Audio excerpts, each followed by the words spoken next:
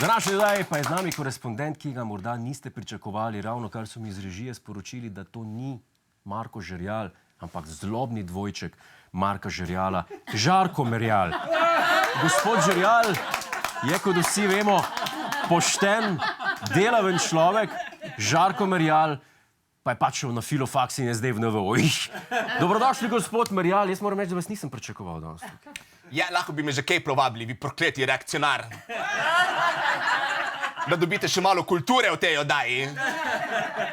Delo, ki ga opravljamo na NVO-jih, je ključnega pomena drugače za slovensko družbo. Ključnega pomena, naprimer? Naprimer, hvala našim naporom smo tik pred tem, da se uzakoni pravica do splava v uzbekistansko ustavo. O tem pa verjetno niste niti razmišljali, kaj ne da? Dejansko ne. Dejansko ne.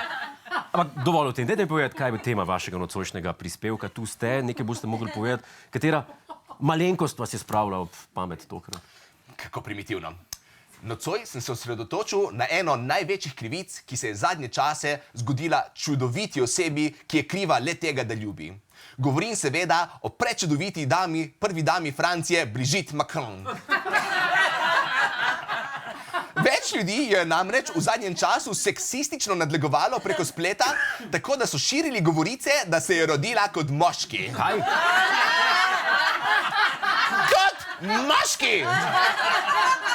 Ni slabše stvari na svetu, s čimer lahko nekoga obtožite. Poglejte jo! Ta boginja od žensk... Režija! Lahko damo pravo sliko gor? Kakšna nesposobnost! Ta boginja od ženske je po njihovo moški. Ta prečudovita, senzualna ženska na vrhuncu svoje privlačnosti se mi zdi kot kakšen pokvarjen, zanikar na nič vreden moški. Ogabno!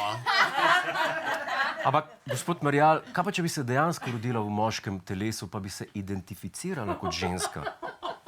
Ja, bi bila še toliko bolj čudovita, ampak to je mimo bistva. Problem je, da so jo obtoževali tega, da je moški, samo ker mislijo, da ženske niso enako sposobne in v temu se skriva strupenost njihovega seksizma. Sposobne? A ste rekli sposobne? Sposobne. Pa če se ne ženske tu ne bilo sposobne, recimo, ne razumem. Ja, neprimernih odnosov z mladoletniki, vendar. Čudovita Brigitte je svojega moža Emanuela spoznala, ko je bil star rosnih 15 let. In to kot njegova učiteljica. Vidite, bolj neprimernega scenarija se praktično ne morem spomniti. Bil je mlajši od večine njenih otrok, pa še vedno se je napalila na njega s prav enako vnemo kot najbolj pokvarjen moški, kar ste kdaj spoznali. Ampak ne, ljudje so bili, to je nemogoče. Ne more ženska storiti česa tako moralno spornega. To je za njih pretežko. No, mislim, da lahko govorim v imenu celotnega inštituta 8. marec, ko rečem, ne pa ni! Ženske so čisto sposobne vsakega ogabnega dejanja, ki so ga sposobni moški. Prav nič nismo boljši od njih. Boljši?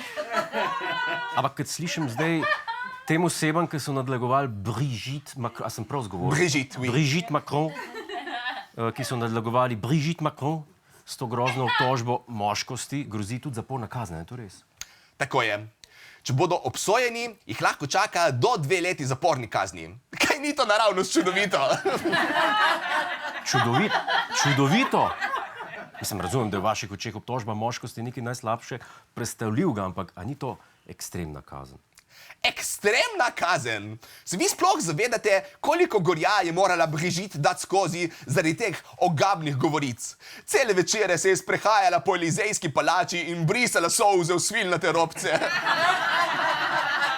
Primorana je bila leteti z zasebnimi letali, da se ne bi počutila obsojena od raje v 1. razredu. Njeni služabniki so celo rekli, da so ji oni morali nositi hrano v usta, ker je bila čustveno preveč izčrpana, da bi jo lahko sama. Mislim, saj tudi ponovadi ji jo, ampak ker si to želi, ne ker mora.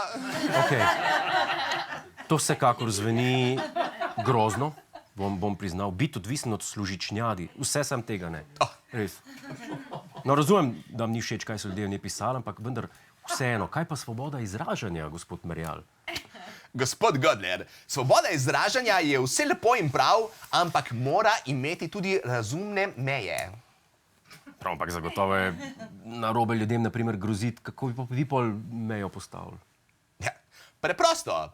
Vaša svoboda izražanja se konča tam, kjer se začne moja svoboda slišanja samo tega, kar je meni všeč. Bolj enostavno ne bi moglo biti. Vse, kar je meni všeč, je svobodni govor in vse, kar meni ni všeč, je sovražni govor. Ponovno, mislim, da tu dobesedno citiram Inštitut 8. marec. To je čudovita rešitev, ker je tako lahko koza sita in volk kastriran.